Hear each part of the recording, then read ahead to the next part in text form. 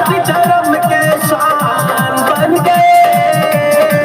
जितेंद्र आव्हाड आए हैं फिर से जिताना है।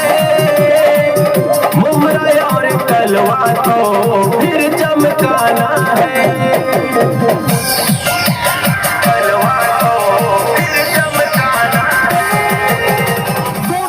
से उनका स्वागत कीजिए। मैं उनसे निवेदन करता हूं कि आए और अपने खिताब और अपने विचारों से हम सबको अवगत करें।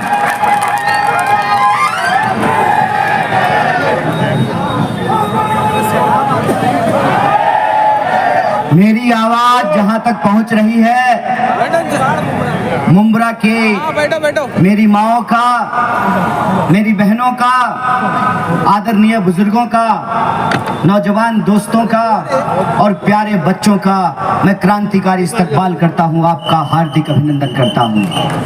आप हमारे साथ एक नारे को बुलंद कीजिएगा। आवाज दो, आवाज दो। इसी जोश के साथ आप तमाम लोगों को आने वाली 20 तारीख को महाराष्ट्र में परिवर्तन के लिए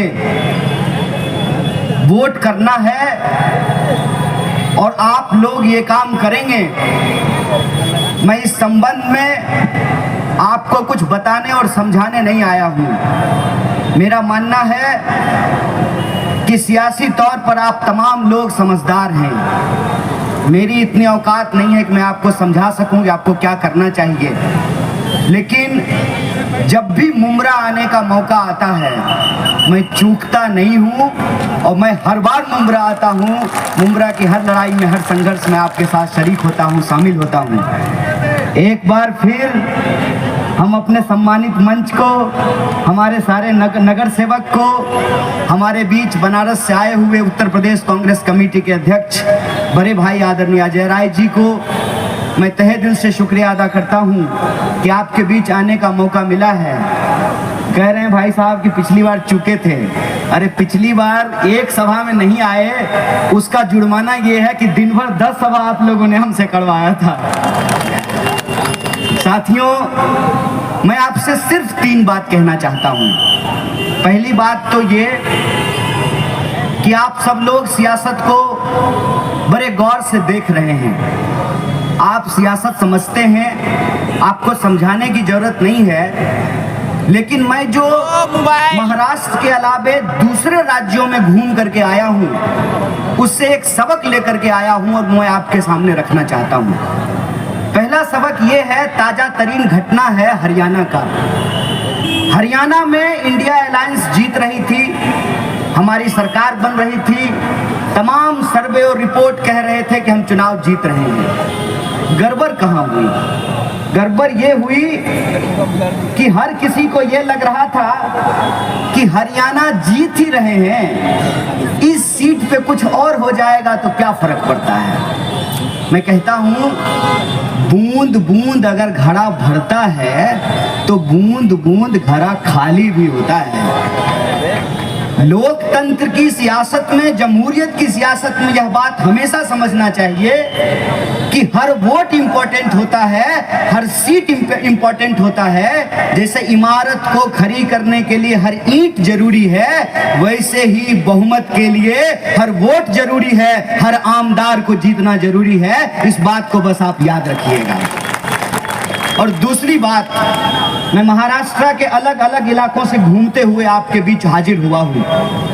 मैं उत्तर महाराष्ट्र गया, मैं मराठवाड़ा गया, मैं कोंकण गया, मैं विदर्भ गया हूँ और आज मुंबई थाने में आप तमाम लोगों के बीच उपस्थित हूँ। एक बात जो बार बार सुनने को मिल रही है, कुछ लोग खास करके अजीत दादा के साथ घड़ी लेकर के जो गए हैं और अपना समय बदलने का इंतजार कर रहे हैं, वो लोग घर घर घूम करके एक दुष्प्रचार कर रहे हैं। ये मैं आपकी जानकारी के लिए आपको बता दूं। वो ये दुष्प्रचार कर रहे हैं कि हमको वोट दे दीजिए, खास करके जो भाजपा विरोधी वोट है महाराष्ट्र के भीतर, उनके पास जा रहे हैं और कह रहे हैं कि आप हमको वोट दे दीजिए, क्या पता 23 तारीख को हम भी पलट जाएं। मैं एक बात आपको कहता हूं, निश्चित को छोड़ करके अनिश्चित की ओर जाने से निश्चित भी अनिश्चित हो जाता है। और इस बार महाराष्ट्र ने ये अग्नि परीक्षा देख ली है। हम कहते हैं कि आप जिसको इस्तेमाल कर चुके हैं आपको उस पर विश्वास करना चाहिए, और जो इस्तेमाल हो चुके हैं उसको आपको पहचानना चाहिए। मैं बिहार से आता हूं, जो जितनी आसानी से आने की बात कर रहा है वो उतनी आसानी से जा भी सकता है, बस इस बात को आप याद रखिएगा। सोना खड़ा है कि नहीं खड़ा है, इसका पता आग से चलता है, इसका पता ताप से चलता है। कहते हैं ना, वह पथ क्या पथिक कुशलता क्या, जिस पथ में बिखरे सूल न हो, नाविक की धैर्य परीक्षा क्या, जब धाराएं प्रतिकूल न हो। जब महाराष्ट्र के साथ खड़ा होने की बात आई, जब अपना ईमान बचाने का बात आया, तो कौन लोग महाराष्ट्र के साथ खड़े रहे और कौन अदानी के पास जाकर के अपना ईमान बेच दिए, उसको पहचानने का ये वक्त है। इस बात को आप याद रखिएगा। मैं आ रहा था, जिधर आप मुंह घुमाइए उधर महायुक्ति का बड़ा बड़ा पोस्टर लगा हुआ था, तो हम देखे कि उसमें पहचानने का कोशिश कर रहे थे। एक चेहरे पे कई चेहरे लगा लेते हैं लोग, बहुत सारे चेहरे थे उस पर। मेरे मन में एक सीधा सवाल आया कि इतना चेहरा लगाने का क्या जरूरत है, खाली अदानी जी का फोटो लगा दीजिए, बाकी सब तो उनकी ही चौकीदारी कर रहा है। आप बताइए कि महाराष्ट्र के लोग ये तय करेंगे कि महाराष्ट्र में किसकी सरकार बनेगी ना, कि दिल्ली में कोई व्यापारी बैठ करके तय करेगा कि महाराष्ट्र में किसकी सरकार बनेगी। डॉक्टर बाबा साहब भीमराव अंबेडकर ने, महात्मा गांधी ने, पंडित जवाहरलाल नेहरू ने, सरदार पटेल ने, मौलाना अबुल कलाम आजाद ने, इन लोगों ने एक संविधान दिया के तहत ये तय किया गया है कि रानी के कोख से राजा नहीं पैदा होगा, जनता का सेवक जनता के वोट से चुना जाएगा। आप हमको बताइए कि जनता के वोट के साथ गद्दारी किसने की। इसीलिए मैं कहता हूं, जो 50-50 करोड़ लेकर के अपना ईमान बेच दिए वो आमदार नहीं गद्दार हैं, और आपको 20 तारीख को गद्दारों से मुकाबला करना है, गद्दारों से जवाब मांगना है। और ये समय बहुत विपरीत है। समय विपरीत इसलिए है कि असली और नकली का पहचान करना मुश्किल हो गया है। इसीलिए मैं आप सब लोगों से ये निवेदन करने के लिए आया हूं, बहुत मुश्किल नहीं है। अगर आप गौर से देखेंगे तो बहुत अच्छे तरीके से आप ये पहचान कर सकते हैं। यह लड़ाई सीधे तौर पे, सानू भाई ने कहा, यह लड़ाई सीधे तौर पर वो तरफ झूठ है, दूसरे तरफ सच्चा है। एक तरफ बुरा है, दूसरे तरफ अच्छा है। एक तरफ सच्चा है, पक्का है, दूसरी तरफ कच्चा है। अगर आप आंख खोल करके देखो तो यह बात देखी जा सकती है, समझी जा सकती है। देखना और समझना क्या है? देखना और समझना यह है कि इस देश के संविधान की प्रस्तावना में कौन भरोसा रखता है और कौन भरोसा नहीं रखता है। जो कहता है हम भारत के लोग भारत को एक प्रभुत्व संपन्न समाजवादी धर्मनिरपेक्ष लोकतांत्रिक गणराज्य बना करके रखना चाहते हैं, हम ऐसा देश बना करके रखना चाहते हैं कि इस देश में तिलक लगाने वाला और टोपी लगाने वाला बराबरी के एहसान के साथ अपना सर उठा करके जी सके, वो आपकी तरफ है, वो आपके हक के लिए संघर्ष कर रहा है। जो इधर उधर की बात करता है, जो इधर उधर की बात करता है, उसकी उस बात को समझने की जरूरत है। अभी मैंने डिप्टी सीएम साहब से पूछ लिया, डिप्टी सीएम जा रहे हैं और कह रहे हैं कि यह धर्म युद्ध है, धर्म बचाना जरूरी है। हम लोग अपने स्कूल में एक प्रार्थना गाया करते थे, इतनी शक्ति हमें देना दाता, मन का विश्वास कमजोर होना। हम शक्ति ईश्वर से मांगते हैं, हम धर्म से शक्ति लेते हैं। हम उतने बड़े नहीं हो गए हैं कि हम खुदा को शक्ति देने लगे, हम ईश्वर को शक्ति देने लगे। ईश्वर ताकतवर हैं, वो अपनी रक्षा स्वयं कर लेंगे। हमको अपनी रक्षा करने की जरूरत है। हमको अपना जल बचाना है, जमीन बचाना है, घर बचाना है, रोजी रोजगार बचाना है और धर्म ही बचाना है। तो हमने यही पूछ लिया कि धर्म बचाना अगर इतना जरूरी है तो बस इतना बता दीजिए साहब कि धर्म बचाने की इस लड़ाई में आपका बेटा बेटी भी हमारे साथ चलेगा ना? ऐसा तो नहीं होगा कि हम धर्म बचाएंगे और आपके बच्चे विदेश पढ़ने के लिए जाएंगे, ऐसा तो नहीं होगा ना?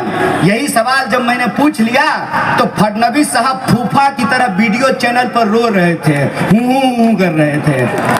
हमने कहा फूफा क्यों बन रहे हो यार, हमने क्या गलत पूछ दिया है? उन्होंने कहा कि हमारे परिवार पर हमला कर दिया।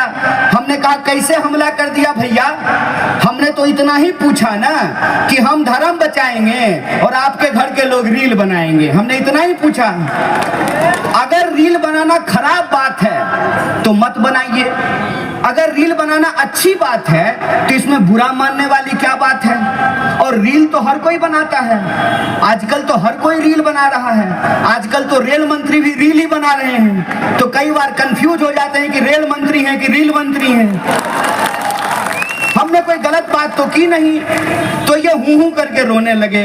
हमने कहा रोइए मत, अभी आपका असली आंसू तो 23 तारीख को महाराष्ट्र के लोग निकालने वाले हैं। और ये आंसू वो इसलिए निकालने वाले हैं कि पिछले 5 साल आपने लोगों के आंखों में आंसू दिए हैं। यहाँ की फैक्ट्रियां बाहर भेज रहे हैं, यहाँ का काम धंधा दूसरे राज्य में पहुंचा रहे हैं और बेशर्मों की तरह एक व्यापारी के साथ बैठ करके महाराष्ट्र का सौदा कर रहे हैं। ऐ महाराष्ट्र के आम आवाम, मेरा आपसे निवेदन है कि इन गद्दारों से मुकाबला कीजिए, जमहूरियत की ताकत से, वोट की ताकत से मुकाबला कीजिए। और एक बात को याद रखिएगा, हमारे एक भाई ने कहा कि हम बाय चॉइस यहाँ हैं। बिल्कुल ठीक बात है, हम सब बाय चॉइस यहाँ हैं, बाय चांस यहाँ नहीं है, बाय चॉइस यहाँ पर हैं। और बाय चांस इसलिए नहीं है कि 8 लाख लोगों ने पिछले 10 साल में भारत का पासपोर्ट छोड़ करके दुनिया के दूसरे देशों की नागरिकता ले ली। 8 लाख लोगों ने। हम बाय चॉइस भारतीय हैं, वरना हम भी अक्षय कुमार की तरह कनाडा का पासपोर्ट ले करके देश की मिट्टी से बना हुआ कजारिया टाइल्स बेच रहे होते हैं। जो लोग अपना खून पसीना इस मिट्टी में देता है, वो किसान जो यहाँ की फसलें उगाता है, वो मजदूर जो मकान बनाता है, सड़कें बनाता है, फैक्ट्रियों में काम करता है, वो ठेला रिक्शा चलाने वाला, दुकानदारी करने वाला, नौकरी करने वाला, बिजनेस करने वाला, अपने खून पसीने की कमाई से अपने परिवार का भरण पोषण करने वाला जो मेहनत कश आवाम है, यह देश जितना महल वालों का है उतना ही झोपड़ी वालों का है। इस बात को याद रखिएगा। और हमारी ताकत हमारा वोट है। हमारी ताकत जमहूरियत में वो जो बात लिखी गई है उस मूल्य पे हमको चलना। और वो मूल्य क्या है? वो मूल्य ये है कि अगर इस देश में 16 लाख करोड़ रुपया प्रधानमंत्री जी के दोस्तों का माफ किया जा सकता है, तो हम महाराष्ट्र की आम आवाम का बिजली बिल माफ करेंगे, क्योंकि ये देश उनका भी है। यही संकल्प हम लेकर के आए हैं। आप महाविकास आघाड़ी के गारंटी को उठा करके देखिए। उस गारंटी में हम क्या कह रहे हैं? हम गारंटी में कह रहे हैं कि अगर इस देश की तिजोरी इस देश के धनवानों के ऊपर लुटाई जा रही है, तो उस तिजोरी को वापस महाराष्ट्र के लोगों के ऊपर खर्च किया जाएगा, महाराष्ट्र की बहु बेटियों पे खर्च किया जाएगा, महाराष्ट्र के नौजवानों पे खर्च किया जाएगा, महाराष्ट्र के किसानों पर खर्च किया जाएगा। और महाराष्ट्र की प्रगति का मतलब 2-4 व्यापारियों की प्रगति नहीं होती है। महाराष्ट्र की प्रगति का मतलब यहाँ जो करोड़ों लोग रहते हैं, चाहे वो मंदिर जाते हो, मस्जिद जाते हो, गुरुद्वारा जाते हो, चर्च जाते हो, बौद्ध मठों में जाते हो, हिंदू हो, मुस्लिम हो, सिख हो, ईसाई हो, बौद्ध हो, पारसी हो, जैन हो, यह देश सबका था, है और रहेगा। यही हमारा ऐलान है और यही ऐलान हम आपके बीच करने के लिए आए हैं कि जितनी कोशिश करनी है इनको कर लीजिए। एक साहब ने कहा कि डराते हैं, गालिब ने क्या खूब लिखा है, हर एक बात पे कहते हो तुम कि तू क्या है, हर एक बात पे कहते हो तुम कि तू क्या है, तुम ही कहो कि ये अंदाजे गुफ्तगू क्या है। हमने आपको वोट दिया, हमारे वोट से आप चुन करके गए, चुनकर जाने के बाद आपने हमारे ईमान का सौदा कर लिया। आज 5 साल बाद एक बार फिर आप जनता की अदालत में हैं और जमहूरियत में जनता ये तय करती है कि जिसको इज्जत से गद्दी पे बिठाया है उसको उसी बेइज्जती से कान पकड़ करके गद्दी से नीचे भी कर सकते हैं, और ये हमारी ताकत है। इसीलिए जब आप 20 तारीख को वोट करने के लिए जाइएगा तो मुमरा के अपनी तमाम माँओं और बहनों से मैं कहना चाहता हूँ, मुमरा के अपने तमाम आदरणीय बुजुर्गों और नौजवानों से कहना चाहता हूँ कि आपको सिर्फ एक व्यक्ति का चुनाव नहीं करना है। वो व्यक्ति नहीं है, वो इस देश में महाराष्ट्र में बुलंदी की आवाज है, जुल्म के खिलाफ एक मुकम्मल आवाज है। इस बात को याद रखिएगा। जब मैं चुनाव लड़ता हूं ये अपनी पूरी ताकत लगा देते हैं, पूरा का पूरा भाजपा, पूरा का पूरा आरएसएस, इनका खरीदा हुआ मीडिया, सोशल मीडिया पूरी ताकत लगा देते हैं। चाहे कुछ भी हो जाए, साम दाम दंड भेद लगा करके ये कोशिश करते हैं कि मैं पार्लियामेंट ना जा सकूं। मैं कहता हूं अच्छा हुआ पार्लियामेंट नहीं गया तो इस देश की पूरी सड़कें हमारी है और सड़कों पर घूमकर हम इनके खिलाफ अपने नारे को बुलंद करते हैं। इसीलिए मुमरा के आप तमाम लोगों को मैं कहना चाहता हूं कि इनकी पूरी कोशिश है कि मुमरा में जितेंद्र आवार को हराया जाए। जितेंद्र आवार को हराने का क्या मतलब है? जितेंद्र आवार को हराने का ये मतलब है कि ये घूम घूम करके व्हाट्सएप पर मैसेज भेजें कि बड़ा सेकुलर बनता था, आ गया मजा, मिल गया स्वाद। ये साजिश है, और ये साजिश जो बार बार डिप्टी सीएम अपने भाषण में जाकर के बोल रहे हैं और वोट देने के अधिकार को धर्म से जोड़ रहे हैं। मैं कहता हूं वोट देने का अधिकार धर्म से नहीं जमहूरियत से मिला है, इस बात को आप याद रखिएगा। और हम हिंदू हो सकते हैं, कोई मुसलमान हो सकता है, कोई सिख हो सकता है, कोई ईसाई हो सकता है, कोई बौद्ध हो सकता है, कोई पारसी हो सकता है, कोई जैन हो सकता है, कोई उत्तर भारतीय हो सकता है, कोई दक्षिण भारतीय हो सकता है, कोई पूरब का है, कोई पश्चिम का है, लेकिन हम भारत के लोग हैं और हम भारत के लोगों को इस देश के संविधान ने एक अधिकार दिया है। वो अधिकार ये है, टूटी साइकिल लेकर घूमने वाले का भी वोट एक है। यह जो वोट की ताकत है, इस वोट की ताकत को ये खत्म कर देना चाहते हैं।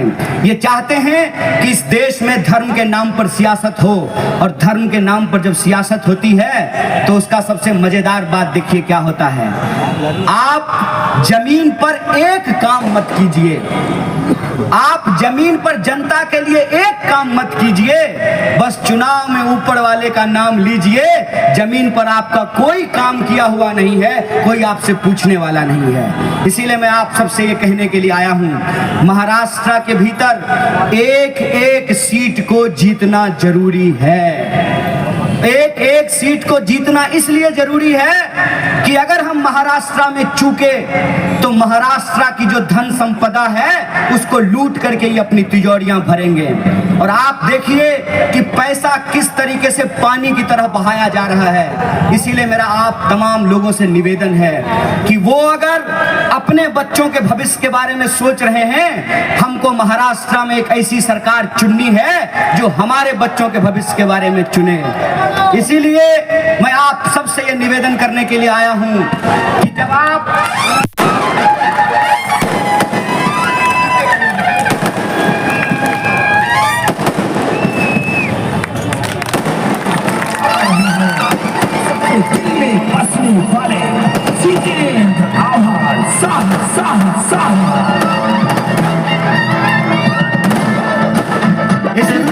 क्या है ये सबको बताएंगे, गरीबों लाचारों का साथ निभाएंगे, साथ निभाएंगे। जितेंद्र आव्हाड क्या है ये सबको बताएंगे, गरीबों लाचारों का साथ निभाएंगे।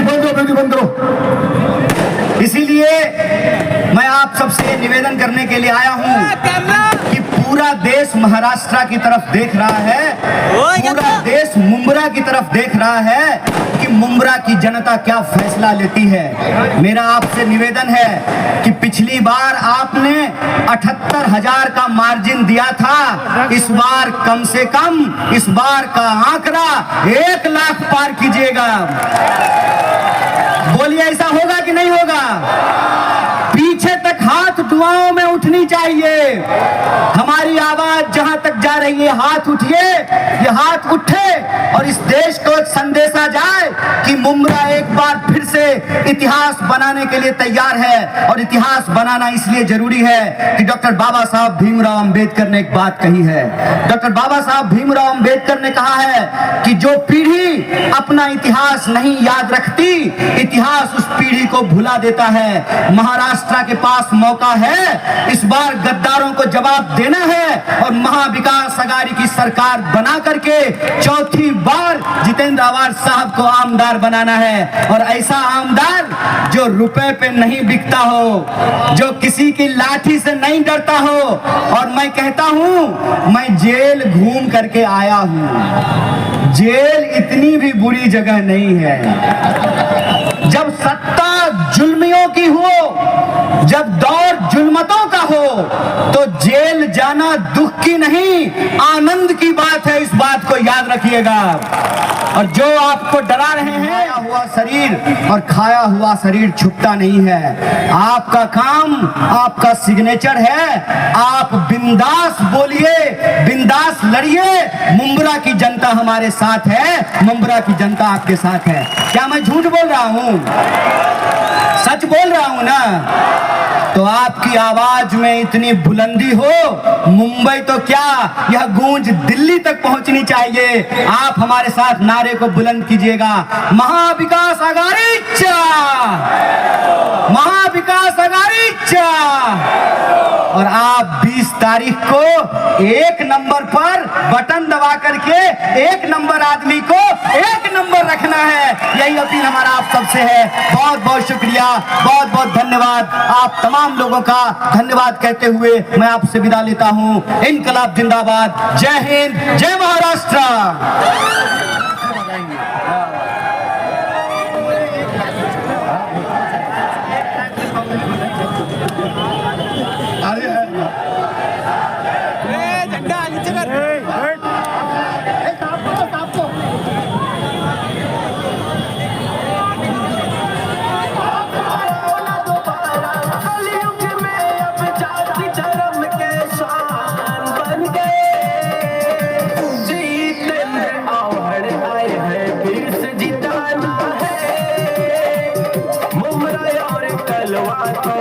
फिर चमकाना है।